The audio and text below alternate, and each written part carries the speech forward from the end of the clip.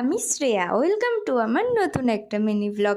আজকে তো অনেক সকালে ঘুম থেকে উঠেছিলাম, আর ঘুম থেকে উঠে আমি আর দিদুন বেরিয়ে পড়েছিলাম হাঁটছিলাম রাস্তা দিয়ে, আর ফুলও তুলে নিলাম।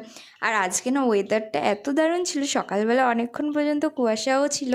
তারপরে তো হেঁটে বাড়ি এসে এদিকে আমি আমার কাজ করতে শুরু করে দিলাম। প্রথমেই তো উঠানটা ঝাঁট দিয়ে নিলাম, আর তারপরে এদিকে আমি চা বসিয়ে দিয়েছি।